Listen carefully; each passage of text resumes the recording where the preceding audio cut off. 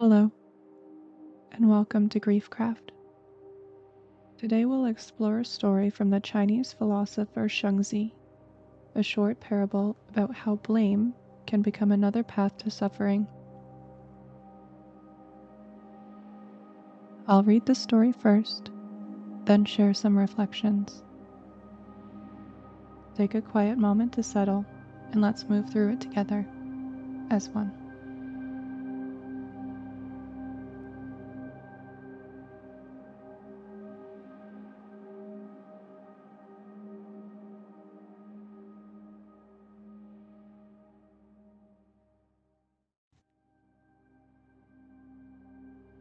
From Shengzi, Chapter 20, Mountain Tree. The man is crossing a river, and an empty boat collides with his own skiff. Though he be a bad-tempered man, he will not become angry. If he sees a man in the other boat, he will shout to him to steer clear. If the shout is not heard, he will shout again, and if still not heard, he will shout a third time, followed by curses. Yet, in the first case, though the collision is the same, he did not become angry. In the second, he did.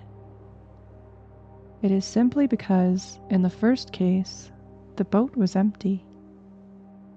So it is with man. If he can empty his own boat, no one will seek to harm him.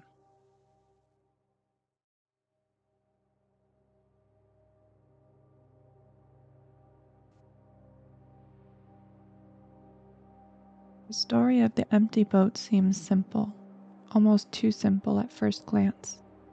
A man is crossing a river, another boat drifts into his.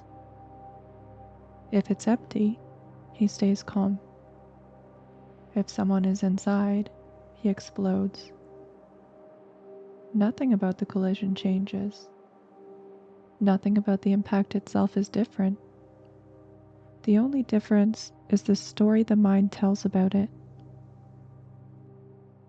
And that's where this parable becomes something deeper than a river, or a boat, or a brief moment of irritation.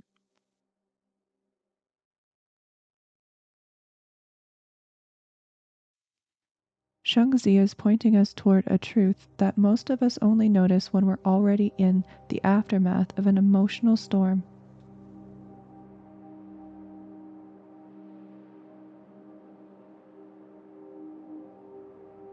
We react more to our assumptions than to the reality in front of us.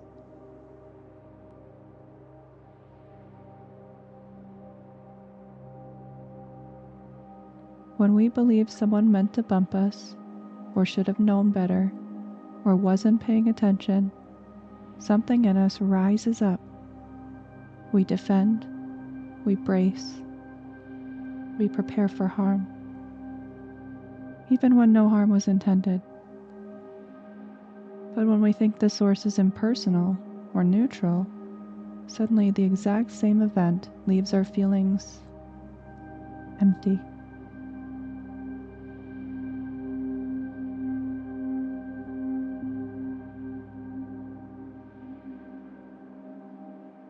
It's not actually the world that changes. It's our interpretation of it. And this is especially true in grief, burnout, fear, and the long unraveling of a year that has felt like a test we didn't sign up for.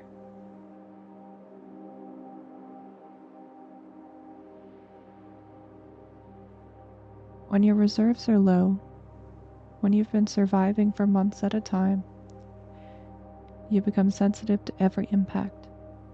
Every bump feels personal. Every delay feels targeted. Every obstacle feels like someone somewhere is doing this to you.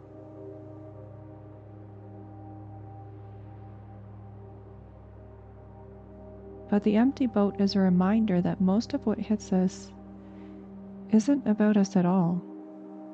Most people aren't aiming at us. Most disruptions aren't intentional. Most of our lives' collisions are simply the currents of the river, things drifting into our path without meaning and without malice.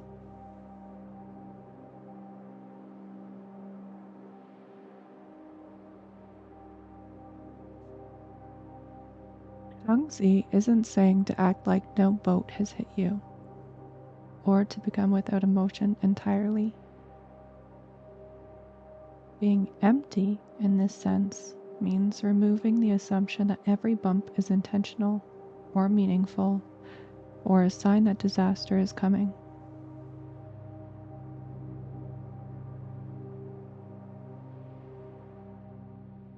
It means giving yourself the space to respond rather than react.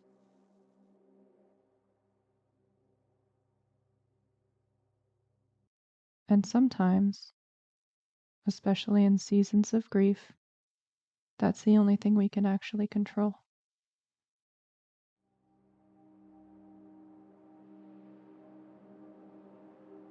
The empty boat doesn't teach us to ignore life's collisions.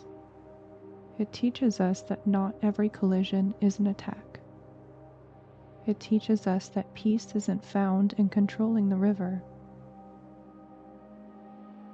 It's found in loosening our grip on the stories that make the river feel hostile.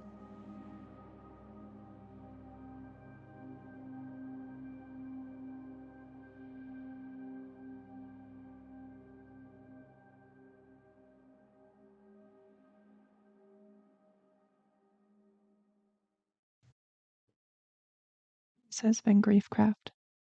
Thank you for listening.